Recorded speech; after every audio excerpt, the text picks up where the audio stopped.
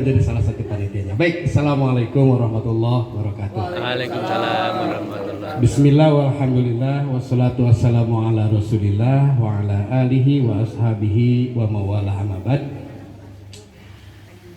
Kalau terhormat itu cuma satu. Sekarang saya tempatkan semuanya terhormat. Yang terhormat Bapak dan Ibu semua, wabil khusus Prof. Agus sebagai Sohibul Bait. Bersyukur kepada Allah atas kehendak dan petunjuknya kita dapat berkumpul bersama dalam acara silaturahim sehubungan dengan telah usainya kita melaksanakan ibadat saum. Kita mohon kepada Allah mudah-mudahan acara ini senantiasa mendapatkan limpahan rahmat dan barokah dari Allah Subhanahu wa taala. Amin. Salawat dan salam semoga dilimpahkan kepada junjungan kita Nabi besar Muhammad sallallahu alaihi wasallam. Bapak dan Ibu, sebenarnya kalau saya sebut ini adalah halal bihalal, kira-kira ketika mendengar halal bihalal itu apa yang ada di otak kita?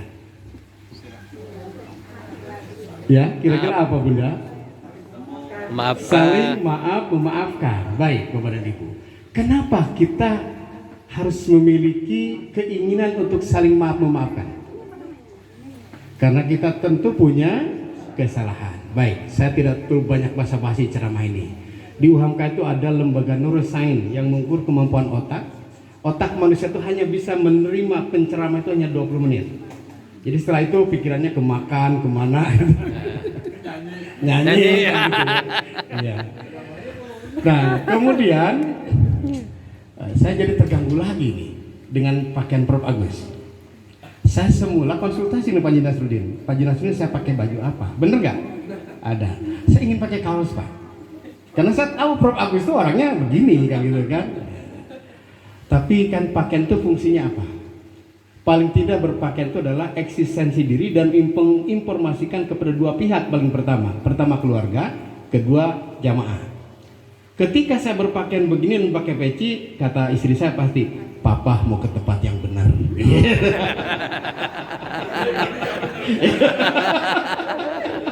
Jadi harus nggak usah khawatir Papa kemana-mana, walaupun ke Gadong kan begitu. Bayangkan kalau saya ke sini pakai kaos gini, mau kemana gitu kan? Iya ke Gadong. Emang kadang-kadang istri itu mudah ditipu.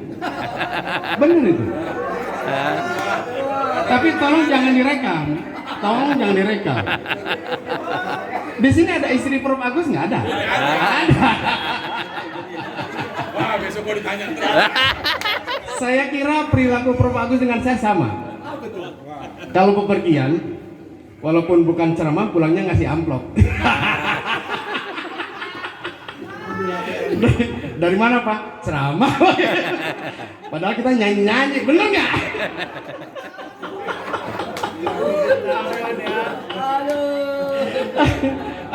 Ini tolong ya, ini saling membuka aib.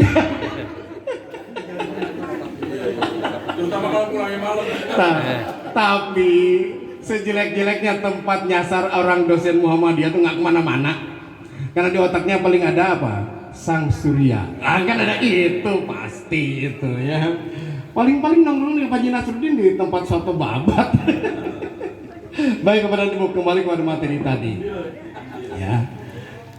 Dosa itu ada 3. Nah, nanti saya ulangan ini. Nanti saya ada door prize nih, Panji Nasruddin menyediakan uang. Jadi kita ini perlu halal bihalal karena kita punya kesalahan, punya dosa. Dosa itu ada 3. 1 dosa yang tidak akan pernah diampuni Allah. 2 dosa yang akan diampuni Allah jika Allah berkehendak mengampuninya. Yang ketiga, dosa di mana Allah tidak berkuasa untuk mengampuninya. Coba kita sebutkan 1, dosa apa? Syirik. Tidak diampuni. Dosa yang tidak akan diampuni Allah. Yang kedua, dosa yang bisa diampuni Allah jika Allah berkehendak mengampuninya. Yang ketiga, dosa yang Allah tidak berkuasa mengampuninya. Dosa pertama adalah dosa syirik. Dosa yang tidak akan pernah diampuni Allah adalah dosa syirik. Innallaha la yaghfiru ayyushraka bihi. Allah tidak akan pernah mengampuni dosa syirik. Syirik itu apa sih contohnya? Coba, Pak Haji Nasruddin, dosa syirik itu apa? Menduakan. Menduakan. Contoh lebih konkret. Ya, misalnya kita berobat nih ya. Berobat. Nah, Karena dia nih. Bapak dan Ibu, nggak usah jauh-jauh dosa syirik itu. Kalau kita janji sama teman tanpa mengucapkan insya Allah, itu sudah syirik. Kenapa? Karena kalau kita, Pak Haji Nasruddin datang ya ke tempat saya ntar sore, pasti itu udah syirik. Kenapa? Emang kita siapa? Kok bisa memastikan bahwa sore kita masih ada? Oleh karenanya maka kalau kita berjanji, fala taqulanna li syai'in inni fa'ilun dzalika ghadan illa ayyasha Allah. Jangan sekali-kali kamu mengatakan akan saya kerjakan besok kecuali jika Allah menghendakinya.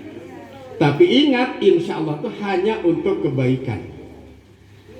Mas, saya mau nyolong mangga, tolong bantu insya Allah. Nggak boleh. Pan, denger pan. Oke ya. Jadi dosa syirik tuh nggak usah kita nyembah berhala, nggak usah. Jadi cukup dengan kita tidak nyebut insya Allah, maka itu sudah ada unsur-unsur syirik. Yang kedua, dosa yang bisa diampuni Allah jika Allah berkehendak mengampuninya, yaitu dosa melanggar perintah-perintah Allah. Ada nggak kira-kira dulu waktu muda kita suka ninggalin 1-2 waktu sholat? Seringnya. Pernah kita aja zaman muda nggak puasa? Pernah. Bapak dan Ibu meninggalkan sholat tidak puasa bukan dosa langsung kepada Allah, tapi dosa melanggar perintahnya. Oleh karena itu maka Allah berfirman, wa yaghfiru ma duna dzalika liman yasha. Aku akan mengampuninya dosa yang lain apabila aku berkehendak mengampuninya.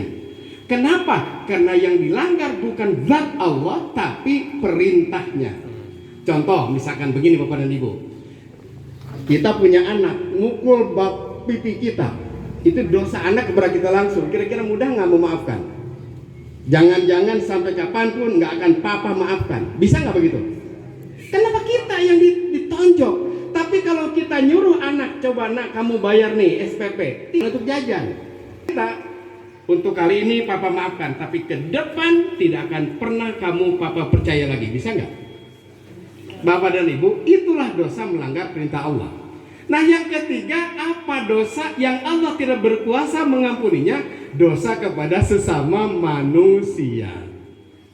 Bapak dan Ibu, dosa kepada sesama manusia walaupun kita jungkir balik sujud tiap saat nggak akan hilang kecuali kita minta maaf kepada sesama manusia. Pertanyaannya, ada nggak di dalam Al-Quran kalau kita salah perintah minta maaf? Ternyata tidak ada satu kata pun perintah minta maaf, yang ada perintah memaafkan.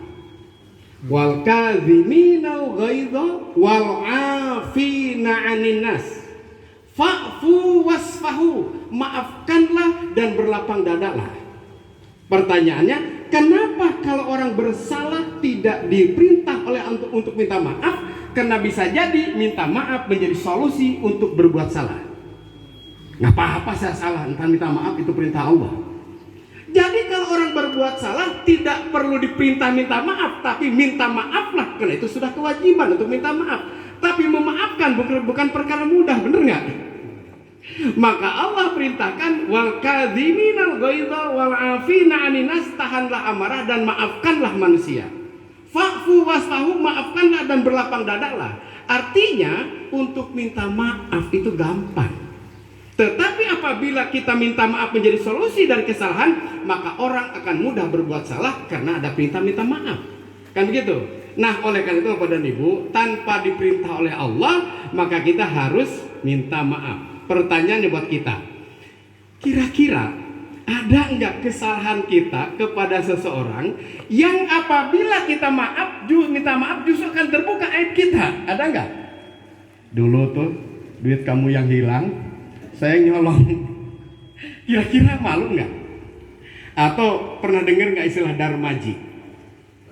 Dar 5 bayar hiji. Waktu zaman sekolah pernah nggak kita iseng? Saya yakin Bapak dan Ibu ya, ada kesalahan-kesalahan kita yang didasari latar belakang kenakalan kita bukan karena butuh, bukan. Tapi karena kenakalan. Waktu SMA kita membeli gorengan ambil 4, bayar 2. Bukan karena kebutuhan, tapi karena iseng. Tapi di mata Allah tetap itu tercatat sebagai sebuah kesalahan. Faman ya'mal misqala dzarratin khairan yarah wa may ya'mal misqala dzarratin syarran yarah. Sekecil apapun kebaikan keburukan akan terlihat. Pertanyaannya, bagaimana caranya? Apa mungkin kita nyari-nyari dulu? Orang siapa dulu tukang gorengan waktu zaman SMA? Bisa nggak? Susah. Caranya ada. Caranya Bapak dan Ibu bersodakoh dengan benda yang sama, lantas kita kirimkan pahalanya. Ya Allah, saya bersodakoh 2 bakwan karena dulu saya pernah nyolong bakwan. Dan ya Allah, sampaikanlah pahalanya buat orang yang dulu saya colong bakwannya. Pak Haji Nasruddin ini kalau ke kantor DKM suka bawa makanan. Tapi saya tidak buruk sangka karena Pak Haji Nasruddin dulu suka nyolong makanan.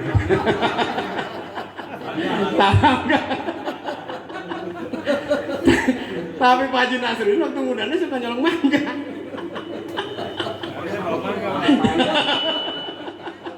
Udah gitu ketahuan yang punya. Mana banyak semut rang-rang lah ya. Bapak dan Ibu, saya dengan Pak Haji Nasruddin itu teman di masa bujangan ya.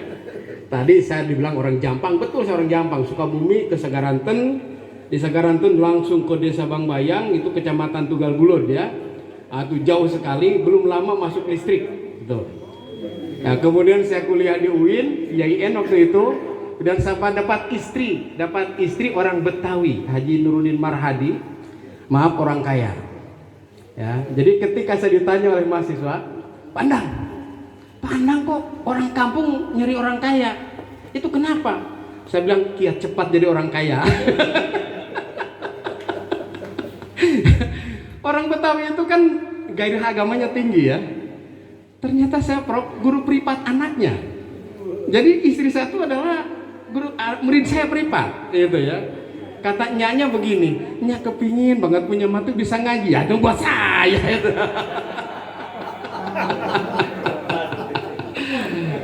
Akhirnya saya jadi guru SMP 44, kemudian jadi pegawai negeri di Man Pacet Cianjur, kemudian mutasi tahun 94 ke Tangerang, jadi kepala SMA Muhammadiyah 8 Ciputat.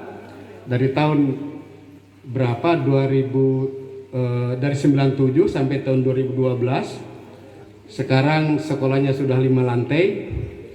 Kemudian saya mendirikan lagi jadi kepala SMA Muhammadiyah itu, saya mendirikan SMK Muhammadiyah 3 Tangerang Selatan. Sekarang sudah 5 lantai juga. Jadi kalau mereka jemput itu kepala sekolahnya tetap pandang, yang sekarang penggantinya. Bapak dan Ibu, lantas dari tahun 2001 saya berkhidmat di UHAMKA dan sampai sekarang alhamdulillah. Kemudian sekarang home-base-nya di Pascasarjana di Buncit. Di Buncit. Waktu saya jadi pegawai negeri, saya tidak taat sama absen. Ya, saya kan guru SMA. Jadi saya bukan nomor induk dosen, tapi saya punya NUPTK. Jadi nggak ada yang berani itu kepala seksi itu mengotak-ngatik saya, walaupun absennya kurang, karena dia lulusan S2 UHAMKA.